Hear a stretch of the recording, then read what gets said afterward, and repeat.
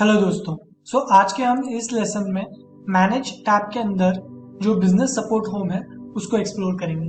Business support home मतलब simple है कि आपके अकाउंट पे जो जो अकाउंट्स क्रिएटेड है आपके पोर्टफोलियो में वो आपको दिखता है। सिंपल लाइक कोई आपका एडवर्टाइजिंग रिस्ट्रिक्शन है क्या, नहीं है, आपको डेली बजट स्पेंड लिमिट आपको इंक्रीज करना है, वो सारी चीज, आपके कितने ऐड अकाउंट कनेक्टेड है, कॉमर्स अकाउंट कितने, कैटलॉग कितने कनेक्टेड है, उसका स्टेटस क्या है, ये सारी चीजें आपको यहाँ मिलेगी। कितने पेजेस कनेक्टेड है, डेटा सोर्सेज क्या है, ये सारी चीज इंफॉर्मेशन। ये जस्ट सिंपल एक टैब है जिसमें आपको एवरीथिंग मिलेगा, जहाँ पे आप चेक कर सकते हो। यहाँ पे अगर आपको देखोगे तो फीडबैक का ऑप्शन है।